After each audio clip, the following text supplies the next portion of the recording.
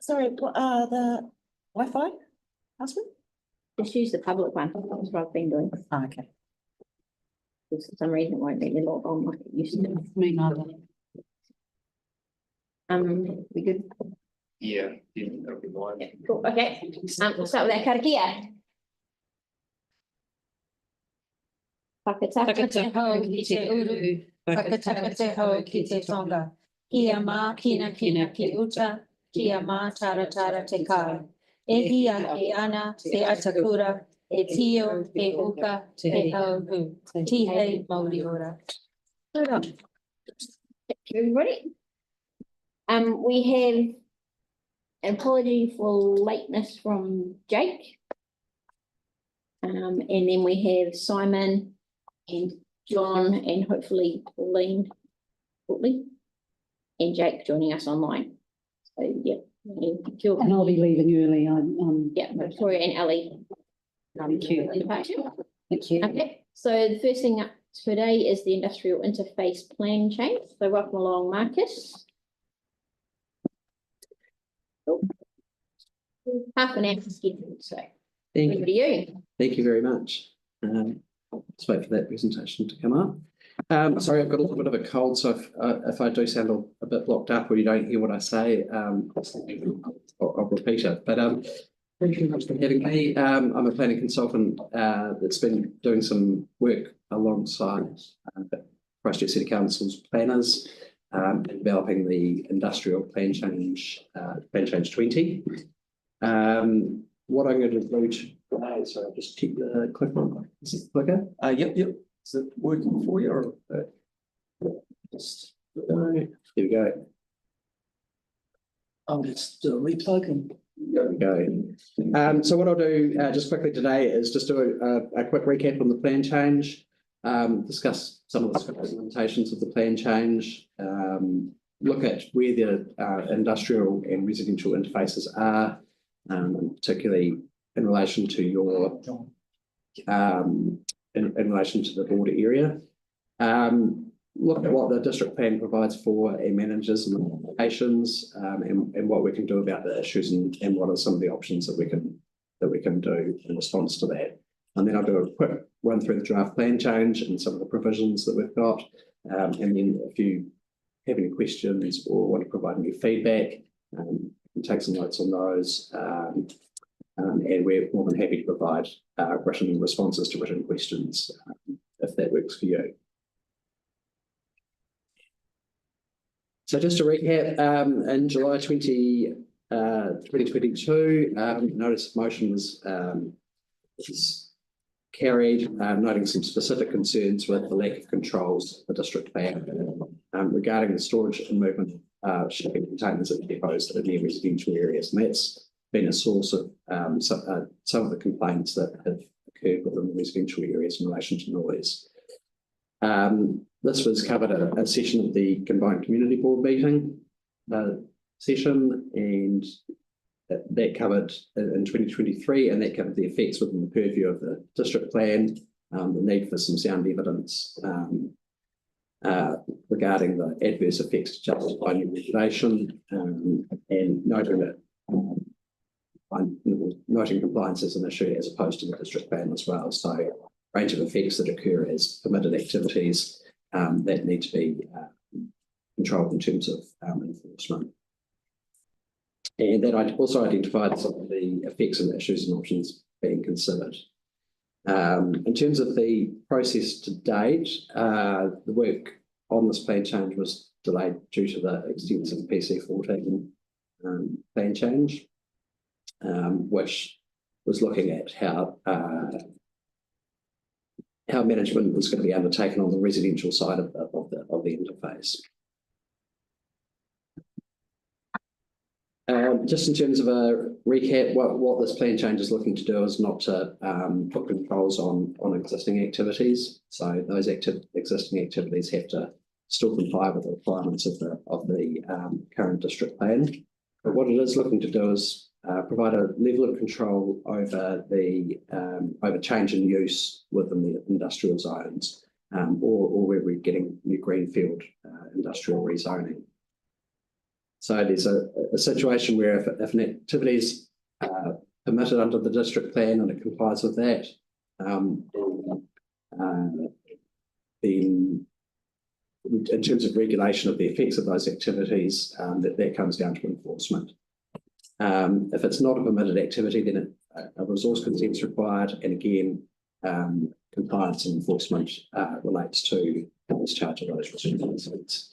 Can existing land use activities change, and under what kind of, is it a time limited thing? Is it a general things around it change? Well, it's individual to each site. So right. You might have one industrial activity that changes to perhaps something like heavy industrial or something like that.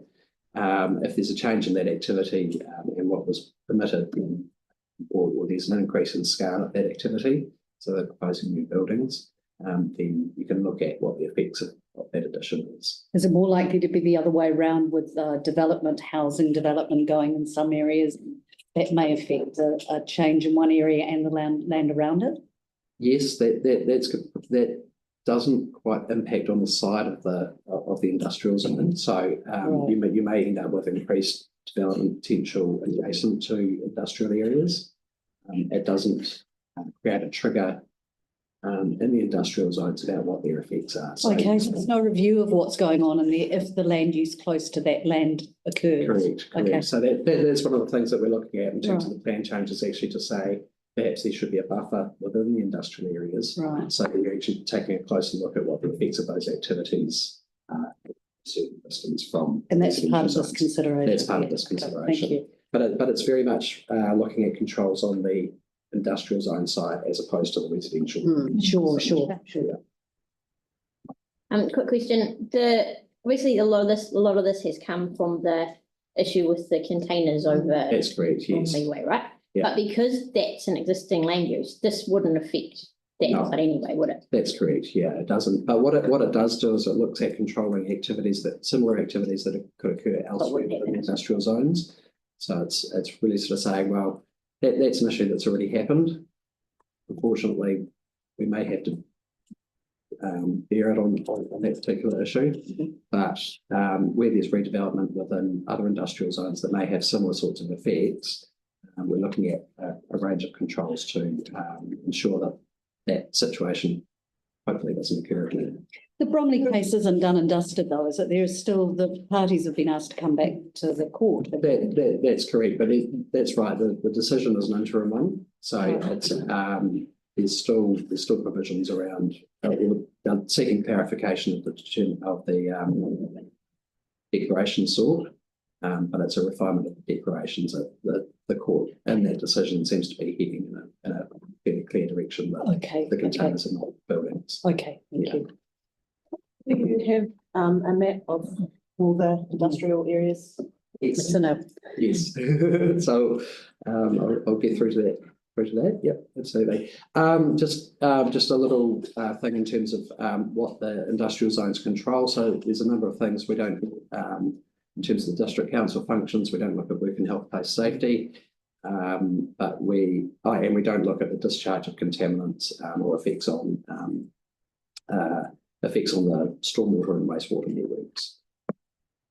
So the effects on the stormwater and wastewater networks are covered by Environment Canterbury and are dealt with through the bylaws of CCC as well, which include Connect. Just in terms of the various zones, there's an industrial general zone. This is sort of probably at the lighter end of the industrial zones. The way it's set out in the existing plan, it talks about the zone being a buffer between residential areas and an industrial heavy zone. That's not always the case. There's some situations where the industrial heavy zone does come up or is across the road from existing residential areas. The industrial heavy zone provides for a full range of industrial activities. So that's sort of offensive and not activities, tanneries and the like. There's quite a wide range of activities that can occur within that zone. And then there's the industrial park zone, which is a relatively limited area up towards the airport, which is a very specific zone. moderately high amenity, differs quite a lot from the other industrial zones. Where would something like the back of Bunnings backing onto the houses in the Palm Grove Shirley area, that hacking in a warehouse environment, does that come under industrial? Is that I counted as think that industrial? area is a commercial zone. So commercial Yeah, versus versus industrial. industrial, Okay, thanks. yeah. So the map here just shows the sort of breadth of the industrial areas throughout the city. As you can see, there's a map a little bit further on, but within this community board area, there's a relatively limited amount of industrial zones. And I've got another map that shows it specific to the board area. Okay. So I'll probably quickly flick through this because it's probably of less relevance in terms of what the existing district plan does. But effectively, it provides a framework where sites adjoining industrial zones, recognising that sites adjoining industrial zones won't have the same level of amenity anticipated by the plan as other areas with the same zoning. So somewhere next to an industrial zone will likely have lower amenity than another residential site that's located next to a residential area. So there's already a recognition in the plan that that's likely to occur.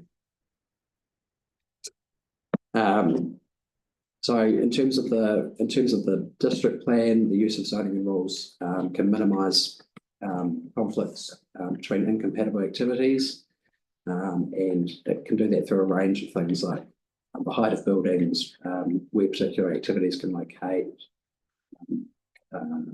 what type of activities are permitted within a particular area. We've got a range of area-specific controls that are specific to some industrial areas. But there's also matters such as noise controls, how traffic is managed in terms of high trip generators, and location of vehicle access and loading areas.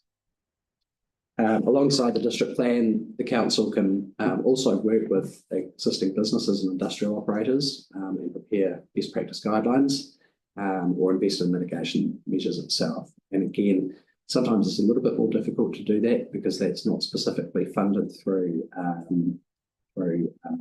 annual planning processes. So it's additional work that probably sits outside the normal operations of council. There is certainly, in terms of enforcement and compliance, that very much sits within this sort of operating activities of the council. But I guess the more advocacy role is often a little bit more difficult to fund and manage. Ask a question. That does come up at council sometimes when people want to change things or enforce, and they talk about having budget provision for advocacy.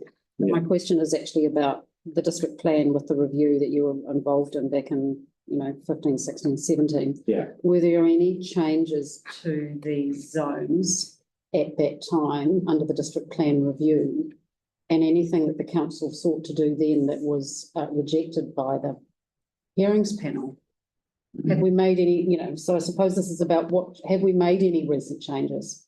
Yeah. Or has it been a long time since there's been any changes to these areas? It's been since the district plan review. So it's that decision 2018, 2019. Bad memory. So those decisions came out, so 6 or 7 years, yeah. Okay. And during that review process, were there changes made to those zones at that time that you can recall? I can't recall that particular area. Certainly something that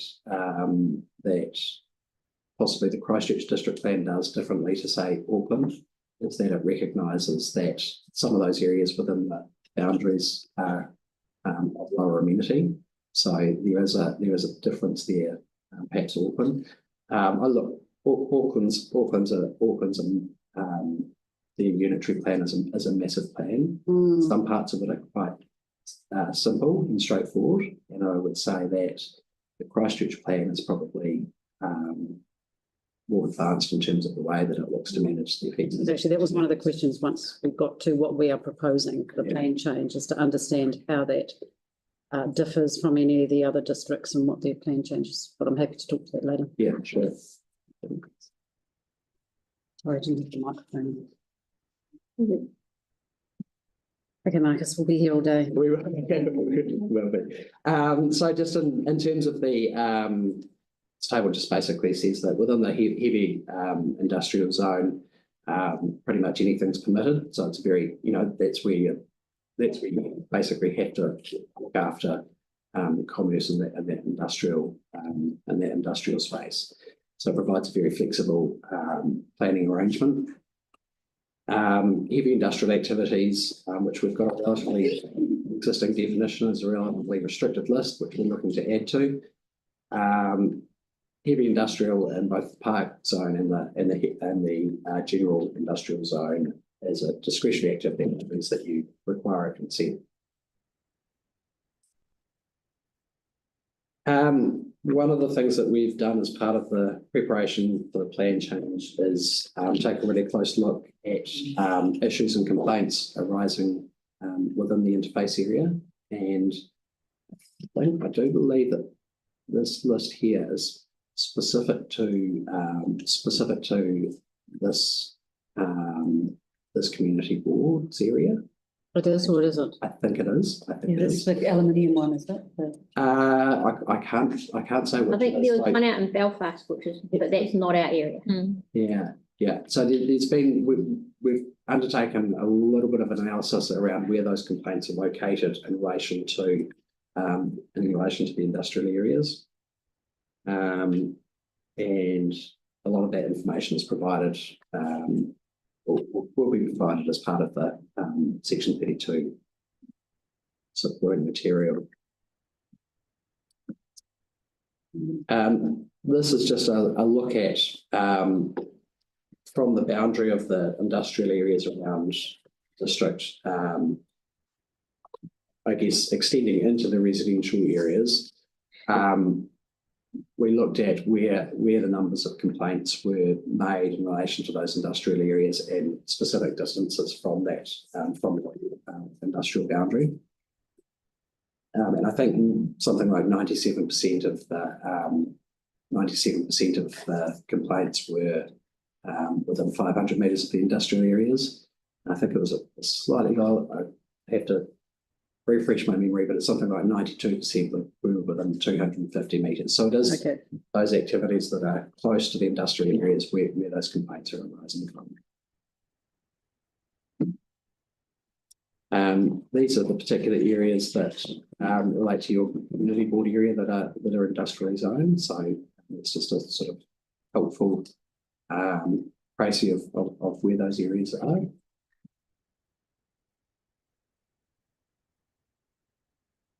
And yeah, as you've already noted, probably one of the key drivers in terms of this plan change has been Binyani. it's been Core Link here. So yeah, and it's shown that there's a bit of a gap in the plan in relation to the management of industrial activities and the potential for those effects. Like, even though these areas are probably quite some distance away from the existing residential areas, this is something that could occur anywhere. How do you address something like that or consider it in the district plan when it relates to subjectivity around amenity? Yeah, amenity is always a tough one as a planner. There's some planners that would probably say never put a mortgage on a view.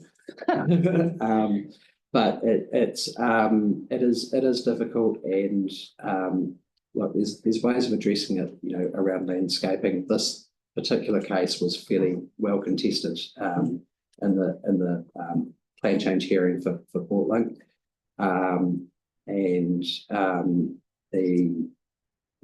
from my reading of the decision, the commissioners decided on a halfway house in terms of what was penciled. Amenity is always a subjective issue. That's why we get people like landscape architects to advise us on those things. And one person's amenity may be very different from another's. I'm just thinking about what you can do as a planner to help that or to go halfway, or how you as a planner do that. Yeah, But you're saying it's difficult. It is difficult, and it's around gathering those views from both. So you need an efficient use of land for industrial purposes, but you also need to recognise that there are potential impacts outside of that. So you're trying to find some sort of balance within there, where you try to enable those activities as much as possible, and perhaps putting some controls which help control the effects of those activities on adjacent property owners.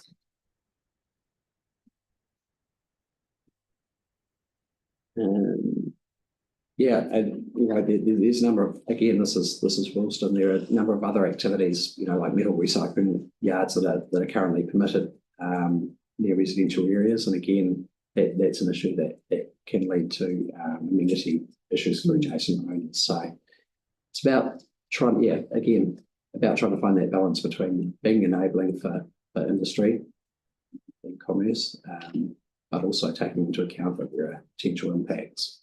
But it's also interesting, though, that residential and the change in the city and housing, that those changes are happening so fast, and, we're seeing it all the time. Yeah. And it comes up against what's happening and has been happening in an industrial area for a very long time. That's right. Quite often those activities are established, and, all of the ones that we've looked at here, they'll continue to have existing use rights. So it's around managing what happens into the future, to hopefully look to mitigate the impacts of that as adjacent residents. Can I just ask a question? So, for example, when you're building a road and you need more space, City Council can take it. Yes, yeah, through Public Works Act, yeah. Through public. So why not the same? Why can, for example, something be put on an industry and say, you've got 25 years. And then you need to be out of here. There's specific requirements in terms of the Public Works Act, and the existing use rights are enshrined within the Resource Management Act. So basically the Resource Management Act says that you can continue to use land in a manner that contravenes a rule in a district plan, as long as you don't change the scale, character and intensity of the activity. So that's something that's legislated and gives people certainty in terms of their investment as well, and their existing activities.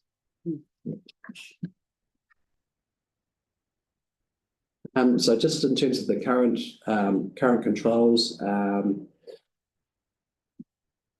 buildings are required to have a 3 metre setback from the roads, and then there's a limited height within the. Actually, that's not quite correct.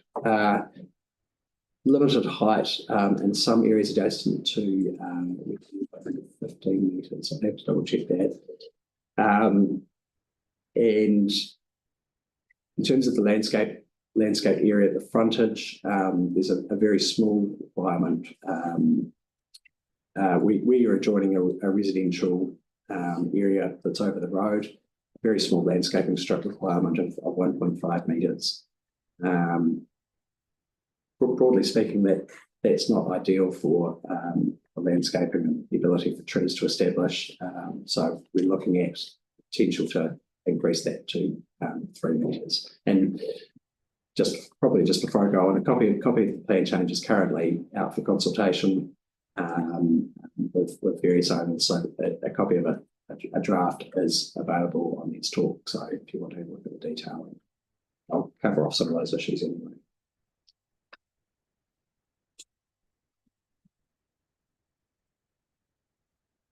And what's up here are just some of the examples that you get in terms of stacking materials within those areas. These are all examples that are opposite existing residential zones. And again, you'll notice the limited amenity that some of that provides.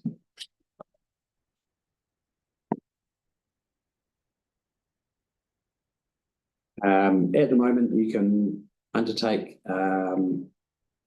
storage within landscaping strips. So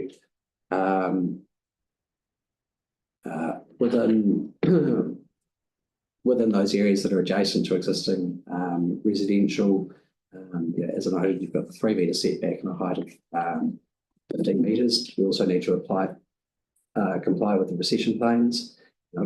If you're not aware, the recession plans will change substantially as PC 14 is finalised as well. So there's potential for increased impacts on adjacent residential zones.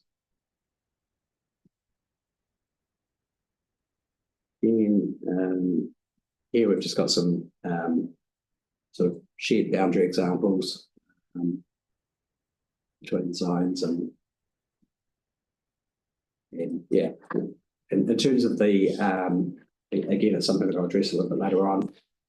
In terms of the advice that we've sought, we've had a landscape architect, council's landscape architect, doing an internal review, visiting sites and working to sort of optimise what might improve the interface between those residential areas and the industrial zones. I'll probably skip over this quickly. There's a little bit of conflict in the existing drafting around one of the policies in the industrial chapter, which talks about activities having no adverse effects. You look at the strategic directions for the plan, they talk about having no significant adverse effects.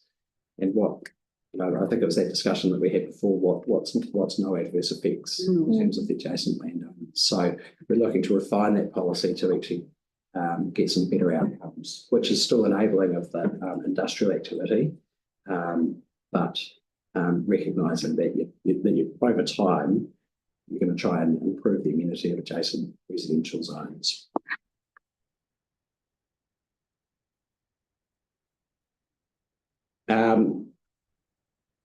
In terms of the analysis of the existing plan,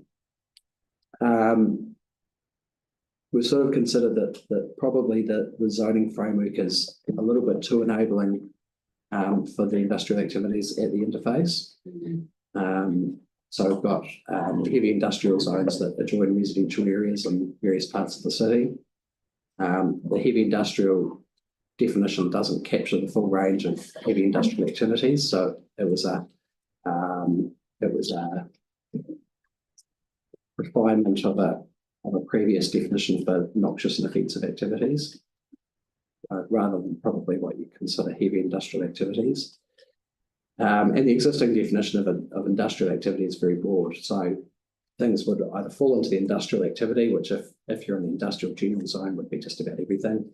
And so we're looking to move quite a few of those activities into the heavy industrial definition. There's no control on outdoor storage. In terms of high trip generation, provided for up to 250 heavy vehicle movements, which right next to a residential zone is quite substantial per day. And all of those activities can also generate different types of noises, which, when they're measured, are not particularly an issue. When they're measured with a sound meter, but in terms of their impact on residential amenity, bangs, clacks, reversing beepers, thumps, they're actually going all day. They actually potentially have a significant impact. And also the yard-based suppliers were exempt from outdoor storage provisions, and so screening wasn't required. So it's just looking to correct some of those things from those provisions. Well, not correct them, improve them so that they actually provide a higher level of immunity. If you've had the access to some of the information on this or had to read through, I'll just quickly cover this off. There's a couple of things that are probably from that list there. You can take a look at it. There's a slightly greater control around ancillary retail activities. within all the zones, basically so that you're looking at limiting what can be retail from those areas as a permitted activity. So again, that's trying to stop, I guess, retail under the guise of an industrial activity occurring within the industrial zones. So if you're doing retail of things that aren't actually produced or made on the site, that should actually go to the centres, sort of focusing on the centres based. And there's also proposed sort of slightly tighter controls around residential activity, guest accommodation, education and healthcare activities within the general and industrial park zones. So at the moment, it's a discretionary activity. We're looking to say that when you look at the policy structure, it says, look, these types of activities we shouldn't be doing. So it's actually saying those activities should be non-complying, still have the ability to apply for consent, but are not really anticipated within the zone. Is that because there have been examples of this come up, essentially? Quite some time ago, there was, so I don't know if you know, if you recall at the end of Ferry Road, right on the estuary, I think there was maybe an 8-storey apartment building, Yeah. which now it's demolished post-earthquake. Yeah. I think it's come back to 7 townhouses, but again, it's still within an industrial area. And so the concern is that this is really actually about protecting industrial activities, because if you're an industrial activity that's next to it and you suddenly have people residing next to you, that potentially puts pressure on your activity to control its adverse effects when you've invested in something that's industrial. But there's no obligation for them to adjust what they're doing, because the other people have rocked up and you've been there for ages and have done it under existing conditions. Is that right? That's correct. So you end up in a funny situation where the effects might be permitted, Yes. but you'll still be getting pressure and complaints from people. Okay. That, Yeah. You know, it doesn't. So it's a reputational thing. It can be a reputational thing. You know, I think another example is the tannery in Wilston. Probably. Not the actual tannery, not the new one. Yeah. The actual tannery. Yeah. You know, receiving complaints about things like noise and smell, or odour. Actually, just while you're touching on noise and odour, where is the interface or crossover between City Council enforcement on these and Environment Canterbury? Yeah, so things like odour, so discharges, odour, dust, discharge to air of contaminants, that's Environment Canterbury. Noise is a City Council issue. Where is that? So that's in the RMA. So the RMA. So it's prescribed in the legislation section. Okay, yeah, right. yeah. There is a slight consideration for district councils. They can take into account any adverse effects on the environment of an activity, but largely those odour and discharge issues are dealt with by the regional council. So with new residential areas going in beside a industrial area, is that information all on the list? On the list. So if a site. So let's say a home went in beside an industrial area. Yeah. The person buying that home on the limb, would it have it detailed that there was an industrial area beside them? Not necessarily. I think they get a copy of the planning maps. I think they may get a copy of the planning maps with their limb, so it would show what the surrounding zoning is. I'm not 100% sure on that. I can take that as a question back. Interesting thing, because the developers would probably know, but maybe not the people that are buying the houses. Absolutely. And look, when I'm buying a house, I'm a planner, but I pick up a copy of the district plan and see what's around me. And you do get a copy of the consents within a certain radius. So you might be able to pick from that there might have been something that was consented that was of an industrial nature. But yeah, it can be a tricky issue. Yeah. So just to go over quickly in terms of what the background work that we've done, we've had a noise and vibration assessment undertaken by consultants. Internally, we've had feedback from council's transport section on the high trip generation thresholds and the potential for amenity effects in relation to that. And we've also been undertaking a landscape report as well, and all of those will be attached to the information going out with the plan change. So options, we've looked at maintaining the status quo and just doing some tweaks to the chapter. Option 2 is a little bit more of a broad review of the provisions, looking to correct them where we can. Option 3, again, much more limited change just to correct some inconsistencies. Option 4, which is largely what was looked at for PC 14 in terms of the qualifying matter within. So looking at that controls within the residential side of industrial areas. And option 5 was to look to rezone some of the heavy industrial zone which abuts residential to industrial park rather zones. What we've settled on is option 2, which is actually saying, look, within the industrial heavy zones that are close to residential, we'll look at some high level of controls, or actually all of the industrial zones, but particularly the heavy industrial.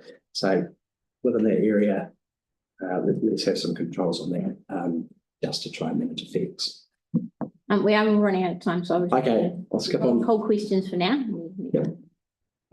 Great.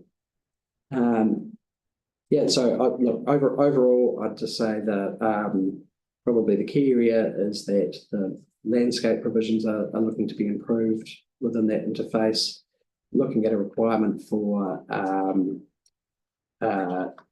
tree planting within industrial zones, within car parking areas, partly to improve amenity, partly to contribute to the council's urban forest plan, at a ratio of one tree per 5 car parks, and a change around essentially landscape controls within those areas.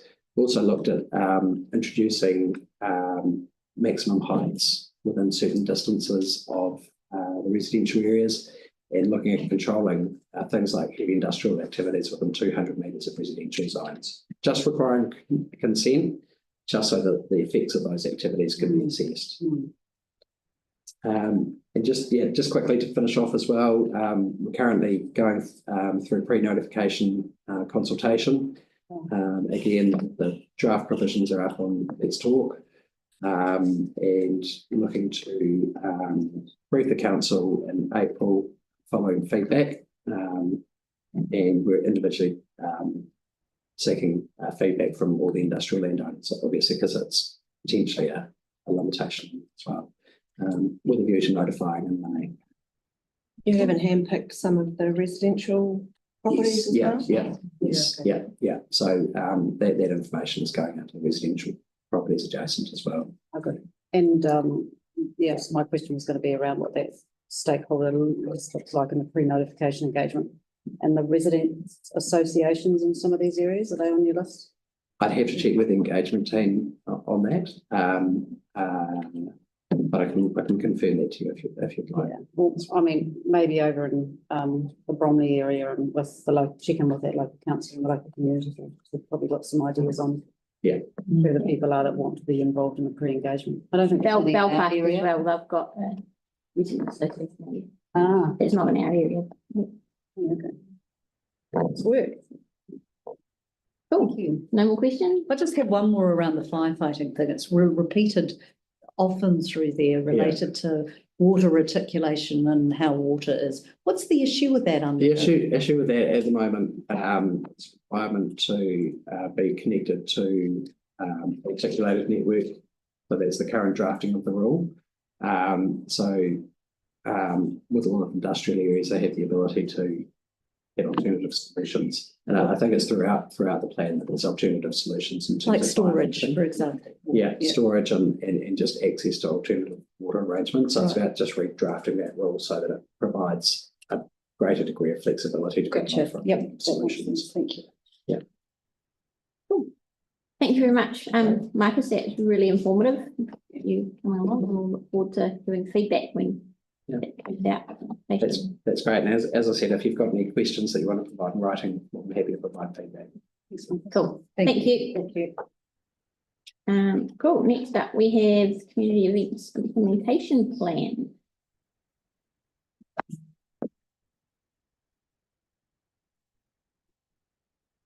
Welcome along. Thank you. Awesome.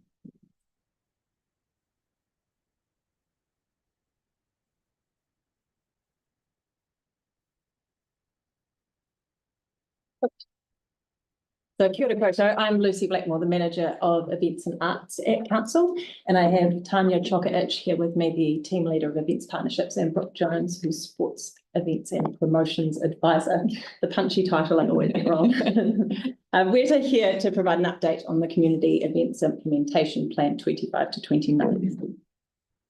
Cool. So the Community Events Implementation Plan accompanies the Events Policy Framework. The purpose of this plan is to describe the goals and actions that Council will pursue in the development and production of community events in Christchurch and Banks Peninsula. So the operational areas of this are sponsorship, grants, permitting, marketing, delivery, bidding. The Events Policy Framework's vision is to create a more vibrant city through memorable events. To achieve this, the framework sets out a number of high-level goals for events. Our objectives are to cultivate a dynamic and diverse events calendar that reflects the cultural and social fabric of Ōtautahi, strengthen partnerships that enable community-driven and industry-supported events, advocate for best practice in event management, sustainability and accessibility, enhance the visibility of Ōtautahi as an events-friendly city with streamlined processes, encourage a balanced mix of events that cater to different demographics, interests and seasonal opportunities, and ensure event planning incorporates environmental sustainability measures and actively reduces waste and carbon footprints. So in developing this plan, we considered event feedback from the past few years from attendees, participants and organisers. We also sought to align the plan with the Council's community outcomes. As part of the plan's development process, an externally statistically representative survey was commissioned to identify how Ōtautahi and Banks Peninsula residents feel about the events that Council produce and sponsor. The survey sought to establish who is attending Council-produced and supported events, what they value, and what their overall thoughts are on Ōtautahi events calendar. The insights obtained through this research have been used to inform the development of a 5-year community events program of activity. Our primary interest is the events that Council should continue, develop, stop, or start. So up here we have a snapshot of some of the responses that we did receive through the survey. So the key factors influencing the decision to attend an event in Christchurch was the entertainment, but also to experience something new. Holding some events on alternate years to provide opportunities for new events was also supported. The stronger events that were named for additional were music and concerts and food festivals. For music events, those who were interested supported both ticketed and free, and residents indicated that they were generally happy with the location, that the events were held and access to the events. However, parking was identified as a barrier for event attendance due to the cost and distance. And what's on website and social media are increasingly popular places that respondents want to hear more about events. Do those pretty much reflect what you know from previous interaction and stakeholder feedback as well? Is there a... Yeah, there were a few changes. I think the fact that What's On is getting more renowned is great. So that's a platform that we use internally through Council, and it's really grown, especially probably in the last year is when it's taken off the most, which is fantastic. Yeah. Music events and food festivals tend to always be the popular ones, but the feedback that people were interested in supporting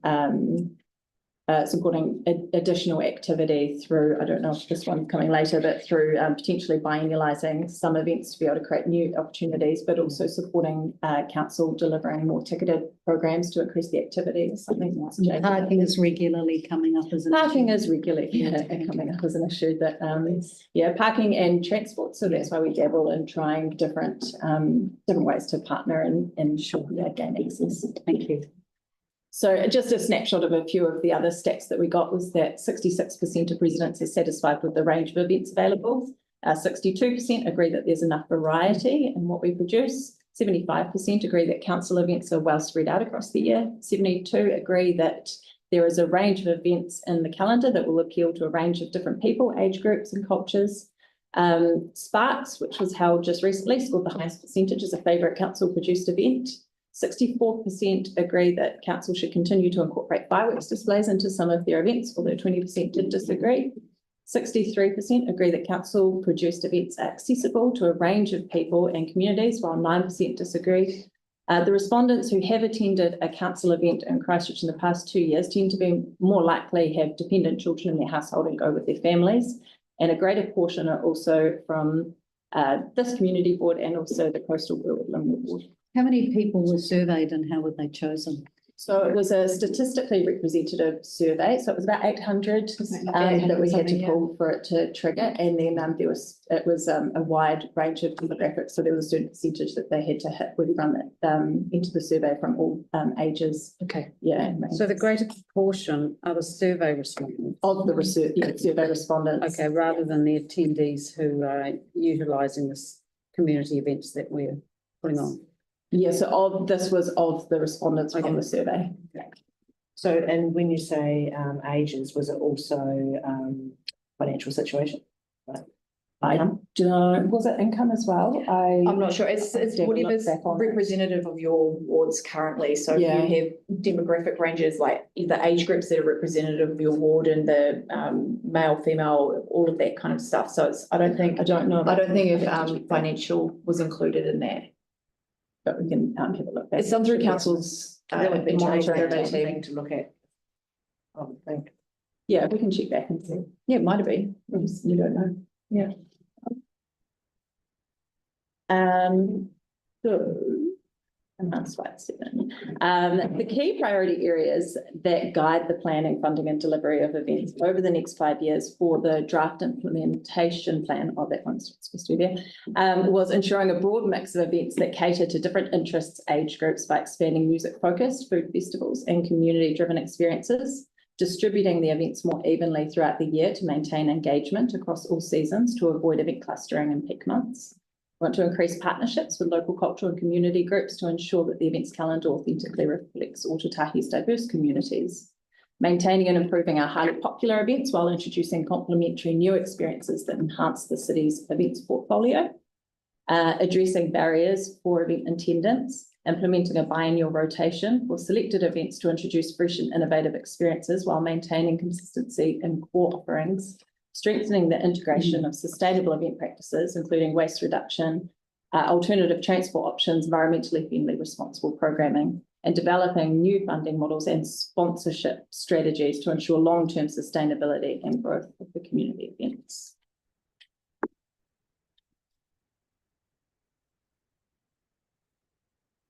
So 3 goals have been developed for the plan that we have to achieve those high-level goals of the events policy framework.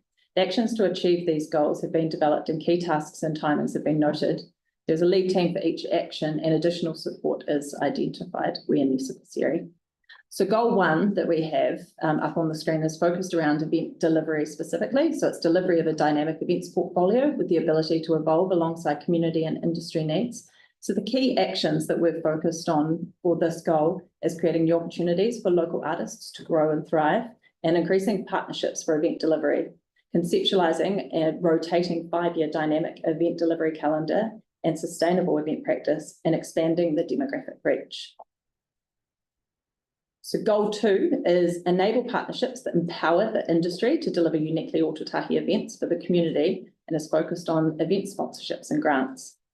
Reviewing the event funding avenues to ensure they are fit for purpose, updating the event funding criteria and evaluation matrices to introduce workshops and webinars for event organisers, collaborate with the council departments to ensure that there's good alignment across all of our event funds, reviewing events produced or partnered by the community recreation advisors. And then for goal 3, we want to position Ōtautahi as an events powerhouse by promoting best practice and championing for the industry and our environment with bold advocacy, which relates to the event bidding and permitting specifically. So the key actions are focused around continuing to promote sustainable practices, streamlining permit processes, develop a bidding plan for national sports event opportunities, upskilling the sector through delivery of a variety of workshops, reigniting the volunteer sector, event promotion, and collaborating with internal council units to conduct a review of event spaces available to event organisers and how they are utilised. So those are our 3 core goals, and then the action plans around those in the draft plan at the moment. So the next steps from here is that we're going to be working on finalising the draft events implementation plan, and then we'll intend later in March to present that plan through to events managers as well, and other internal council units that we've been working on as we've developed the plan. And then the final step in April is that we'll get ELT sign off, and then we will circulate it. And I think that's us as a broad overview of it all. In summary, I've got a question from Victoria and Ellie. Yeah, cool. So just in terms of the timeline of the key actions, does this come to elected members at the table, or is it only going to the community? So we will present it to all elected members after it gets ELT sign off. So because it's an operational plan, yeah. And then 2 other questions. One is I don't see any reference in here to the interplay with the events ecosystem. I'm just not sure where this fits in. Is my question. So yes, we have worked with the city partners group, so Venues Ōtautahi and Christchurch NZ, and there are areas in the action plan, specific details, and where we're working together on some of the projects. So some of them are in partnerships, as some of the work with Venues Ōtautahi in terms of the bidding. Some of it's about creating pathway opportunities for the larger scale events Christchurch NZ are working on.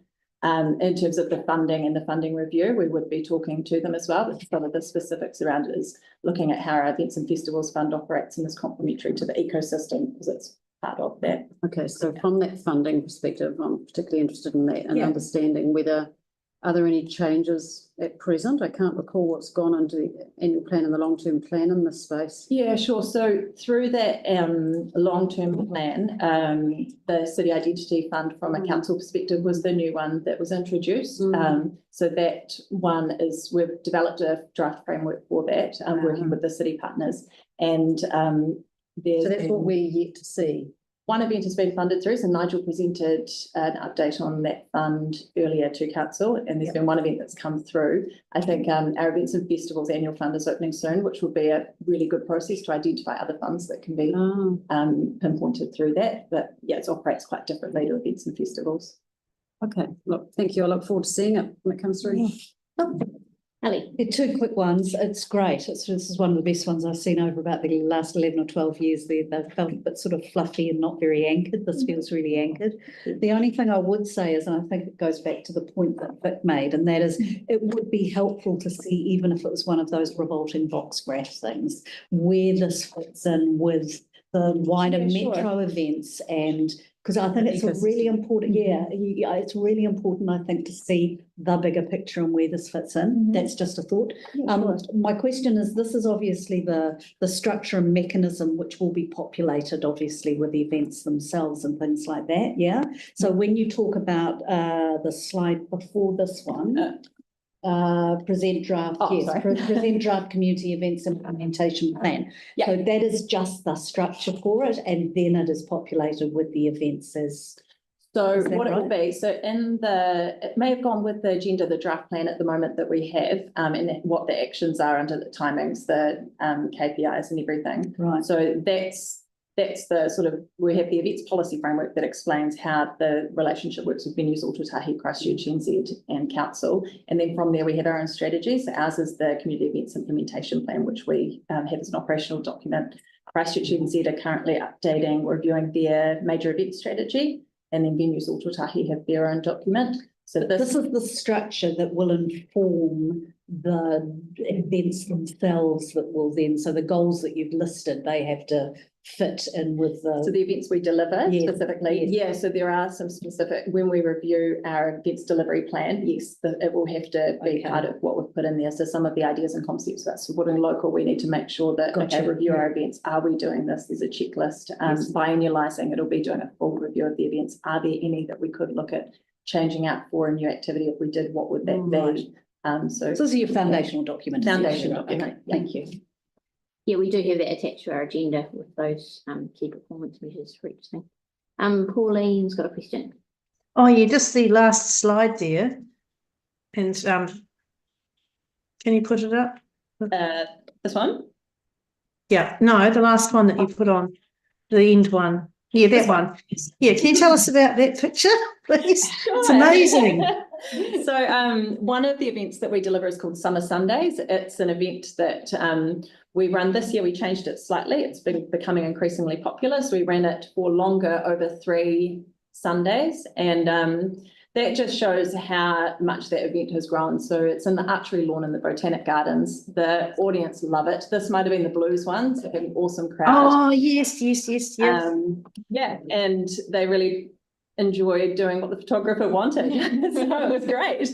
He, one of our events team leader, production team leader, he's is also in a band, and his band photographer just wanted to come down and take some photos, and then he got up there and got everyone to get involved. So yeah, It's a really fantastic picture. I think it's probably too late now, but that would have been a really good one to have on our annual plan consultation document on the front.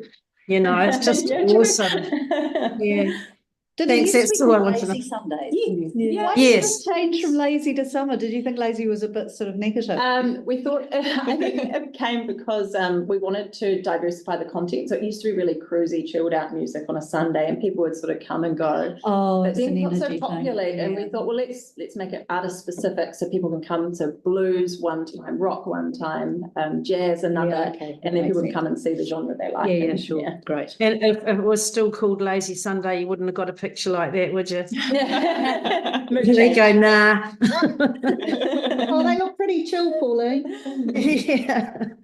Well, thank you. Any more questions? Cool, thanks for your work on that. Thank you. Thank you very much. Thanks.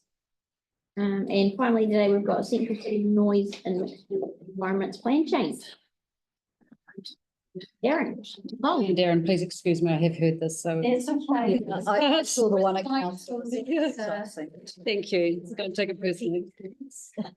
Thanks very much, guys. I just had one question, and that was, it's referred to noise, right? Noise, but really noise is an annoying sound, right? So it's actually sound. I mean, have you heard of that explanation before? So, well, it's very subjective, isn't it? yes, well, it is, but you've heard about the surveys about sound and that in the States, and they investigate when sound becomes noise. No, I haven't heard of that. That That's sounds right. interesting. It is very interesting. I was just interested. Anyway, thank you. That's all right. Thank you.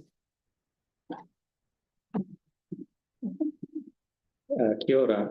I'm Darren Bridget, Team Leader City Planning at the City Council. I'm here with Holly today. Holly's Senior Planner in City Planning.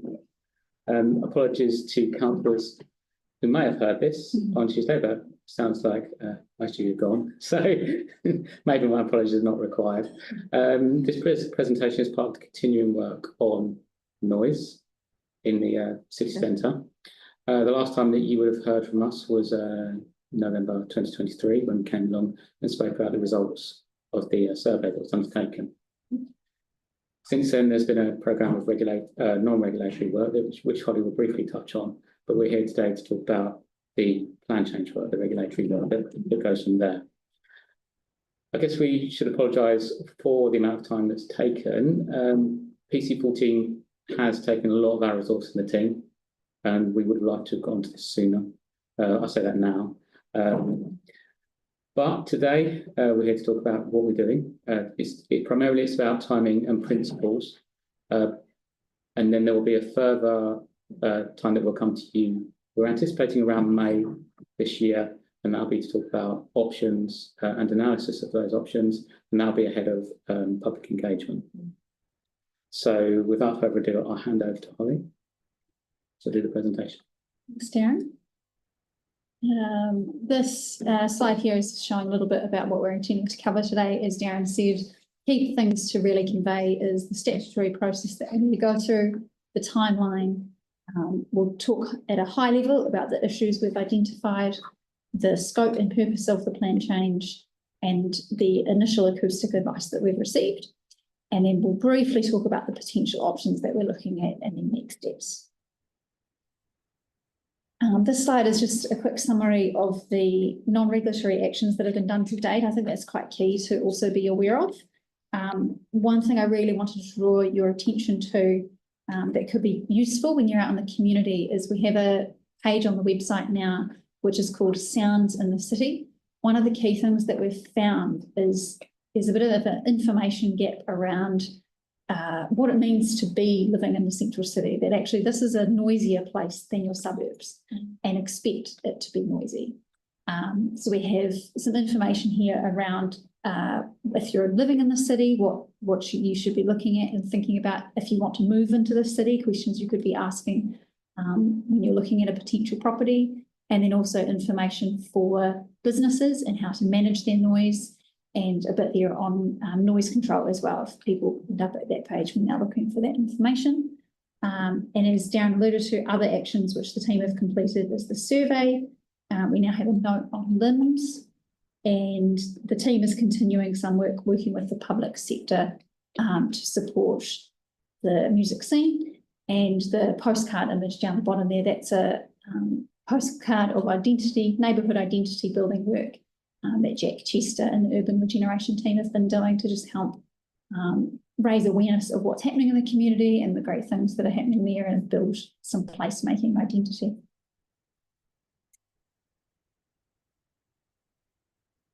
So moving ahead to the statutory process we need to go through for the plan change. Key thing to note here is in relation to timing. So in the Resource Management Act under Schedule 1, it requires that we take no longer than 2 years to get from, 2 years, to get between when we notify the plan change and when the plan change becomes operative, which is a decent chunk of that process you see there from the top right corner, essentially right down to the bottom. At the moment, we're in the Section 32 evaluation and analysis of options and bringing together all the evidence that we've gathered. So that's sort of really at the beginning of the process. And then this is the timeline that we've proposed. The key focus of this part of the timeline is how we're getting from where we are now through to notifying the plan change, which is planned for September, and the submissions period, which is September to October. So notification and submissions is the formal process where you get 20 working days to complete a submission, and that leads into the hearings, which would be next year. Before that, we want to go out to the community for public engagement in June. That would be a similar process to what the industrial plan change is doing right now.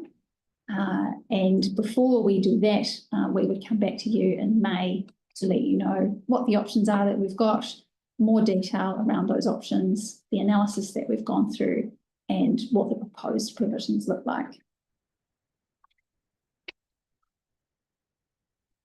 Here, so just a summary of those key dates. We've indicated May 2026 for a hearing, but that and the decision date are both really indicative. It really depends on how much of a response we get in terms of feedback in June. If we find we get a large response with feedback, we may need a bit more time to analyse that feedback and then take it on board and make changes to the plan change. Similarly, that could also be the case in September, October with submissions. Between October and May, there is still work happening. It's just I haven't noted it there. We'll be preparing our Section 42A report, which is the report we need to do to respond to submissions. We may need further technical information and advice, and then making recommendations which lead into the hearing next year.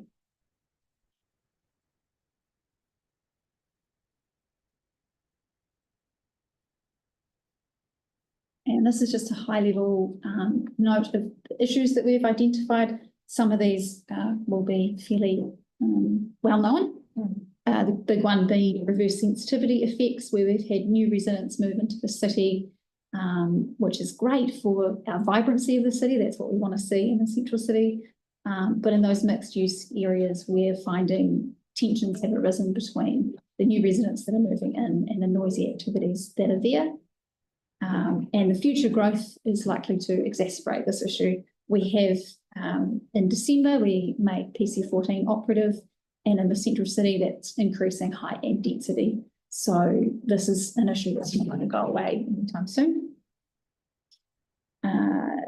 In some cases, the noise limits are seen as too restrictive, particularly for entertainment activities. In some areas, We're seeing entertainment and nightlife has developed organically outside the areas which we thought would be where entertainment would go. That's the category 1 and category 2 areas. I've got a map coming up soon which shows where they are. And outside of those areas within the central city, the noise limit is lower and the noise insulation requirements are lower because we didn't anticipate noisier activities to go there. So that's something we want to look at. And also reviewing noise insulation as well across the board for the central city. Turning to scope.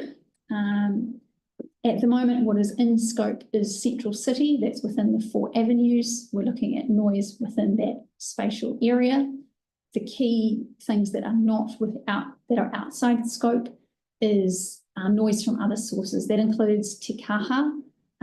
The noise contours for te kaha were decided in a separate plan change, and so we're not touching that. We're happy with that as it is.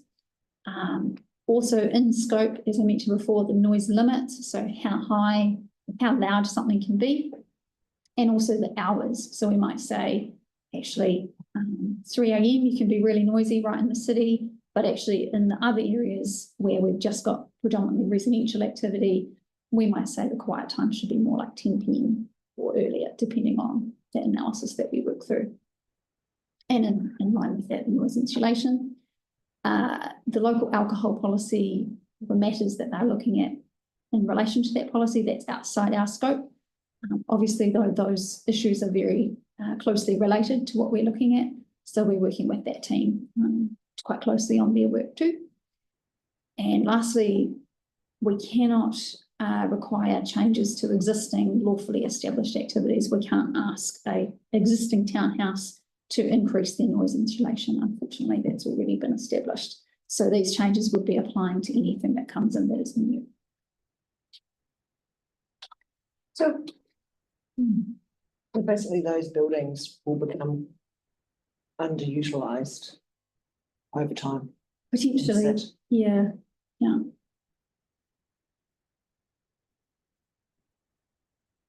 This slide is just showing the overall purpose of the plan change. This is quite key for our Section 32 assessment.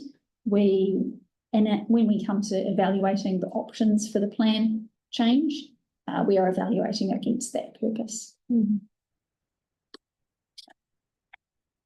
then I'll just give a quick overview of some of the acoustic advice we've received.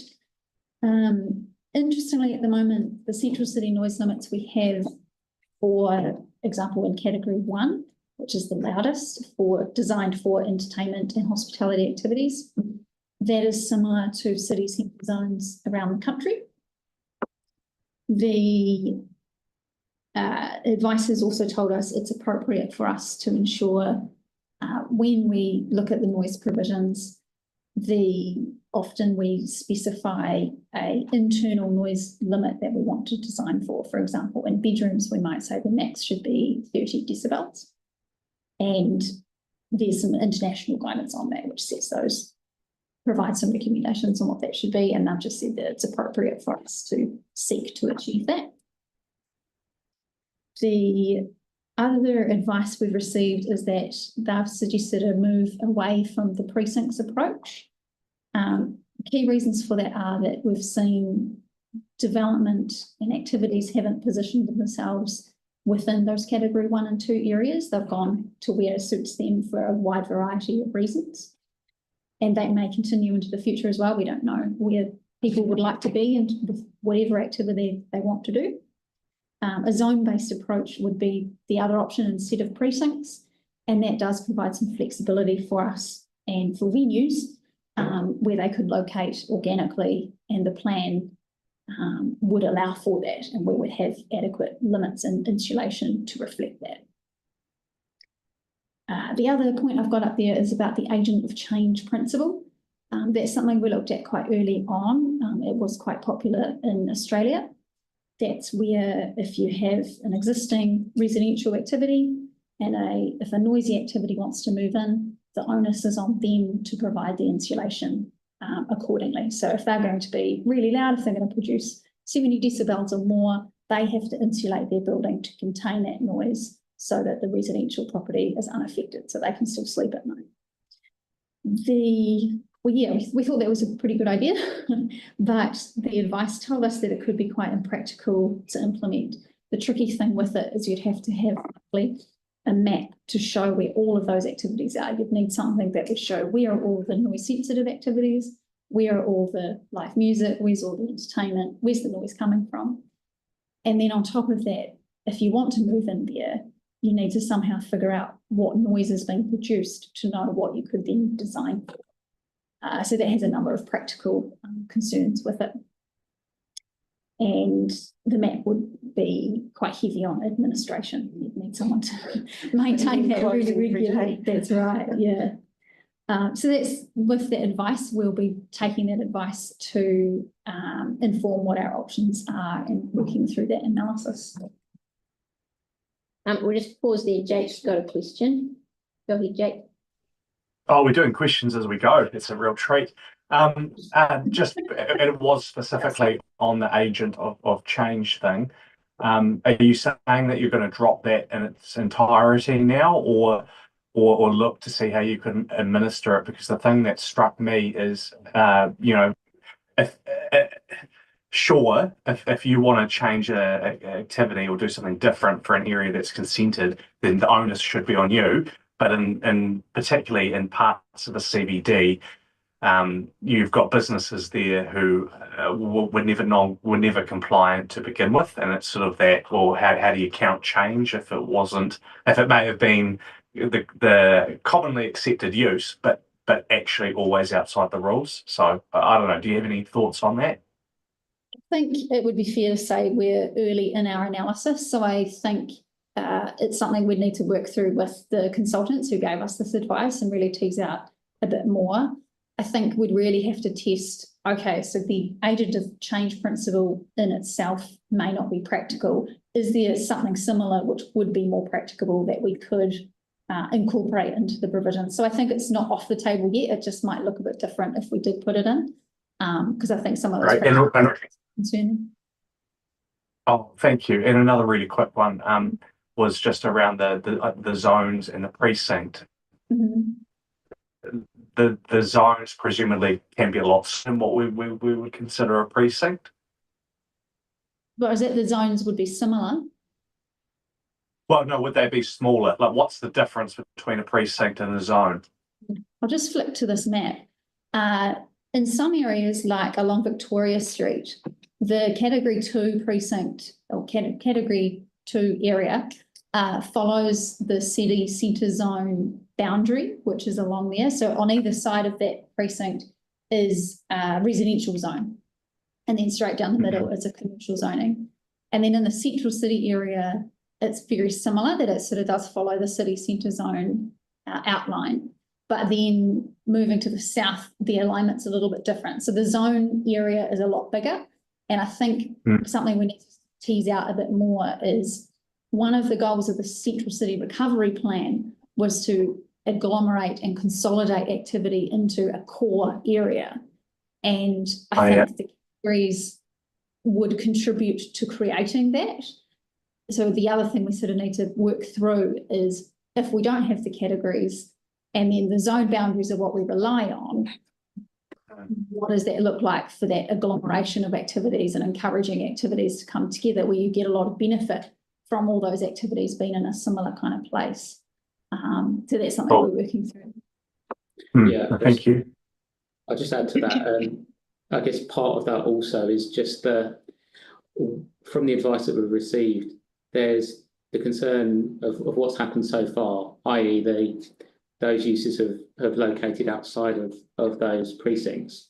And so part of what the zone approach might enable is, I guess this is looking at it from a different kind of aspect from what Holly just described, but one of the ways that zone approach might enable future development would be a wider area, for instance, for these uses to locate themselves where they would still be able to operate in a kind of a an organic way rather than necessarily us telling them where they go, which actually might take away from part of the original appeal in the first place. Can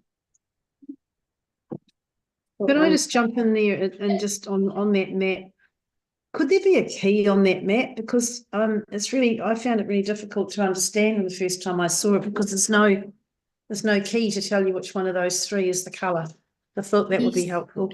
Yes, that's a very good point. What I did for the slide was actually cropped it a little bit. This map is from the district plan, and when it's in the district plan, it has a key with it. So what I wasn't sure about with our approach today was how much to get into the existing provision. So it was really focused on today of the timeline, and this is where we're up to.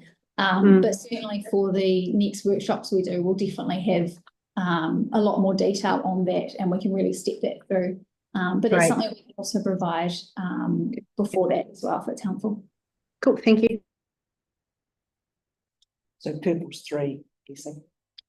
Actually, the purple is category 2. The green, the fluoro green in the bottom right, is category 1, and that's around the area that used to be called Sol Square. I think it still is, but there's not a lot there right now. There is the Drifter Hotel, I should say, and a few other things. And then you've got a little bit of category 2 just beside it.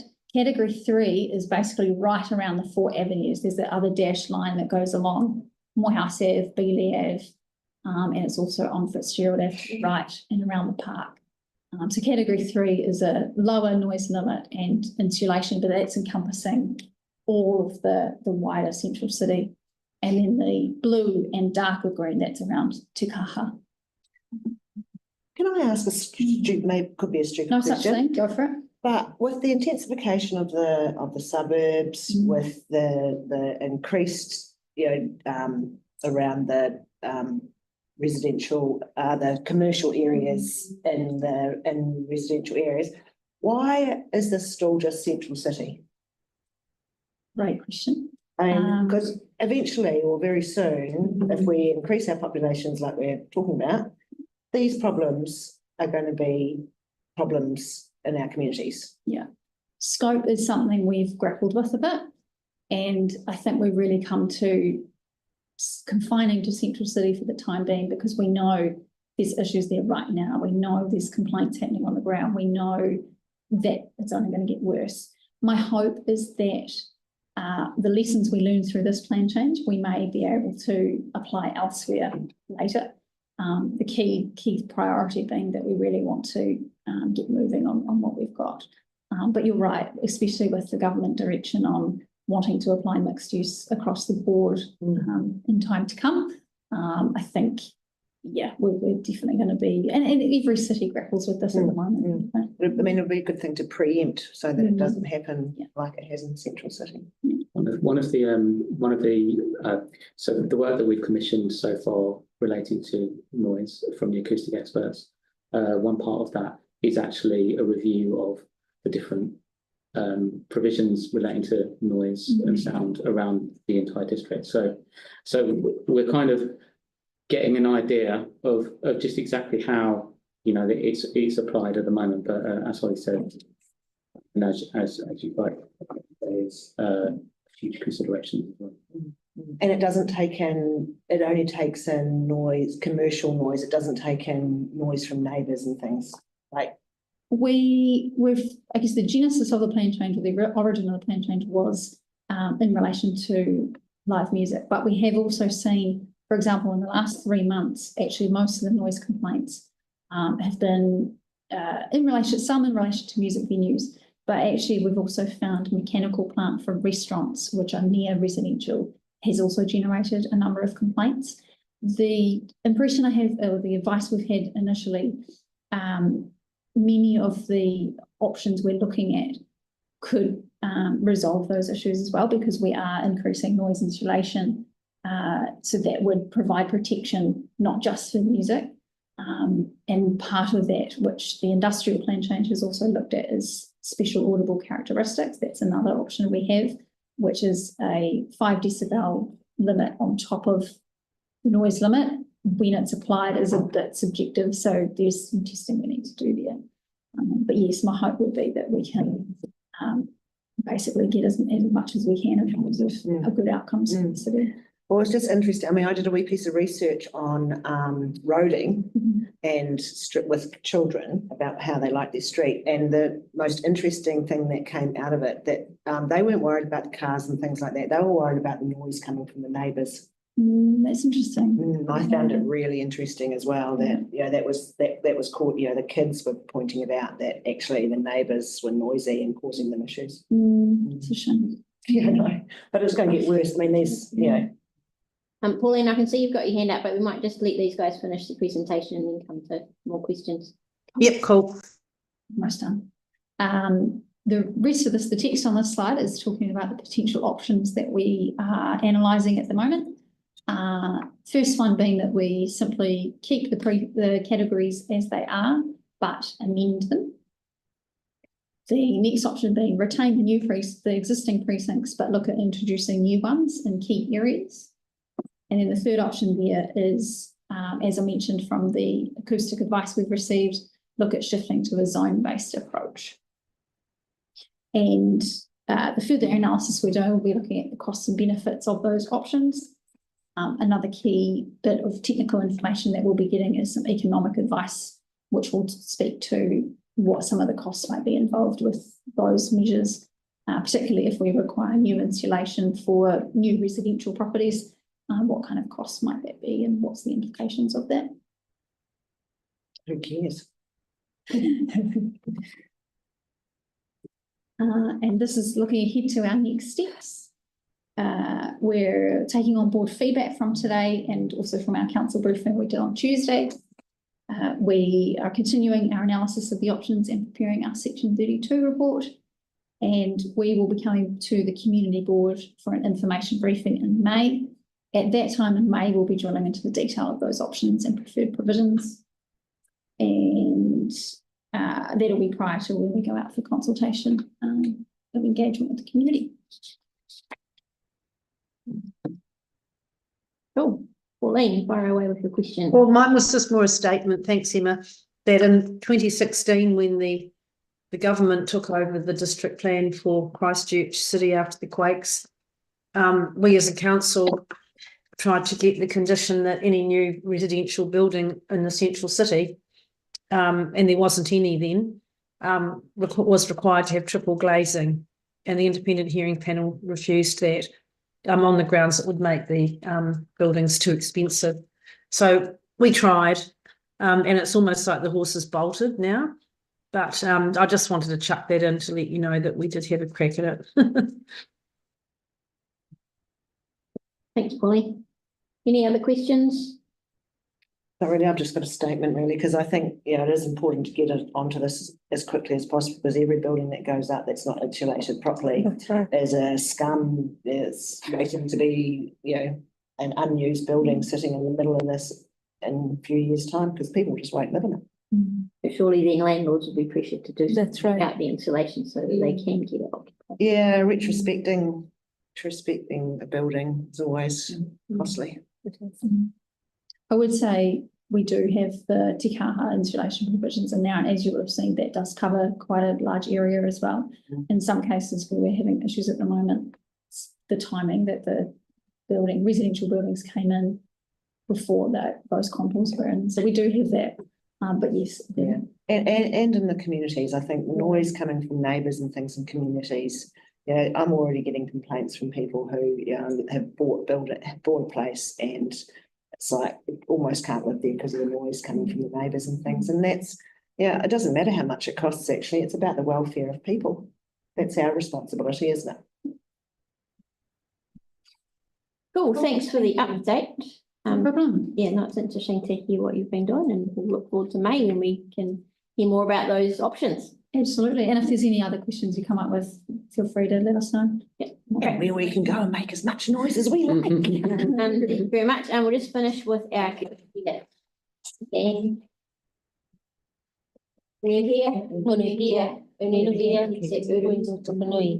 Watia, Kia Mama, Te Nako, Te Tinana, Te Wairua, I Te Ara Tangata. Koe ara e rongo, whakaia ake te runga. Te tina, tina, hui e tai ki e.